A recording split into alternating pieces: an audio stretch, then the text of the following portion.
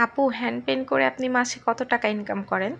আর অনলাইনে যারা hand paint শেখায় তাদের কাছে কোর্স করে কি আমরা মাসে অনেক টাকা ইনকাম করতে পারবো? আসসালামু আলাইকুম। এই যে আমি যে প্রশ্ন দুটো বললাম, এইরকম প্রশ্ন ইনবক্সে আমাকে অনেক আপুই করে থাকেন। তো আজকে এই দুইটা বিষয় নিয়ে আমি একটু কথা বলি। এই যে অনেকে ইনবক্সে এসে জিজ্ঞেস করেন, আপু আপনি মাসে কি কত টাকা ইনকাম করেন? লাখ টাকা ইনকাম হয় কি না? ১ লাখ করেন নাকি আরও বেশি করেন?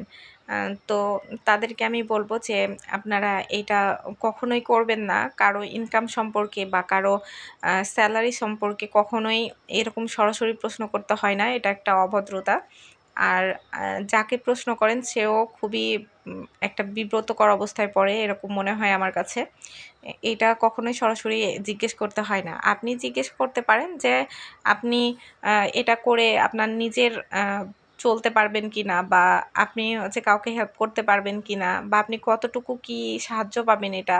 অন্যভাবেও প্রশ্ন করা যায়। তো আমি আমারটা বলি, আমার ইনকাম যা হয় আলহামদুলিল্লাহ আমি এটাতে সন্তুষ্ট। আমার অত বেশি চাহিদা নাই।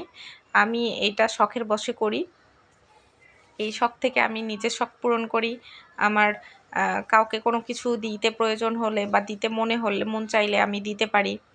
আমার কারো কোনো কিছু পছন্দ হলে আমি নিজে কিনে ফেলতে পারি। হুম? যদিও এগুলা আমার হাসব্যান্ডই সব দেখে, আমার প্রয়োজন বা যেকোনো কিছু উনিই দেখে।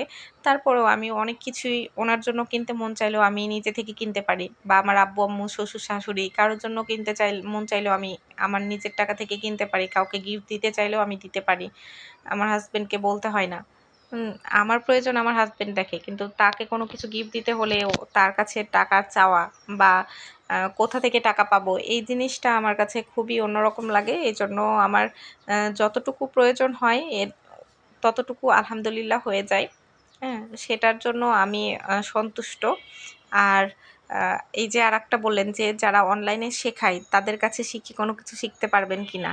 হ্যাঁ, অবশ্যই শিখতে পারবেন। যারা অথেন্টিক একদম রিয়াল পেজ যাদের, যারা হচ্ছে অনেক দেখবেন পেজ দেখলেই বোঝা যায় যে কোনটা আসল পেজ আর কোনটা ডুপ্লিকেট, বা হচ্ছে কোনগুলা মানে ফেক পেজ, এগুলা দেখলে অনেক সময় বোঝা যায়। ওদের রিভিউ চেক করবেন, বা যেসব আপুরা শেখায় তাদের কোনো স্টুডেন্ট থাকলে আগের, তাদের কমেন্ট দেখলেও বুঝতে পারবেন। হ্যাঁ? তো যারা শেখায় তাদের কাছে তো অবশ্যই কিছু শিখতে পারবেন। আর শিখলে সেটা আপনার ভবিষ্যতে কাজে লাগবেই। তবে আপনি এই যে শেখার সাথে সাথেই যে অনেক টাকা ইনকাম করে ফেলবেন, বিষয়টা এরকম না। বিষয়টা হচ্ছে আপনি পরিশ্রম করতে হবে, আপনার ধৈর্য ধরতে হবে আর লেগে থাকতে হবে। তবে আপনি হয়তোবা ভবিষ্যতে সফল হতে পারবেন। আর সফল হওয়া এটাও আল্লাহর হাতে। আল্লাহ চাইলে হবেন।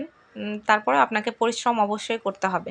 হ্যাঁ? তো এই যে আমি এখন যে কাজটা করছি, এইটা একটা কটন শাড়িতে, আড়ং কটন শাড়িতে। এই শাড়িতে কাজ করে আমার খুবই ভালো লেগেছে। আ যে সুতি কোটা শাড়ি আছে সেটার থেকে আড়ং কটন শাড়িতে আমি বেশি কমফোর্টেবল কাজ করে।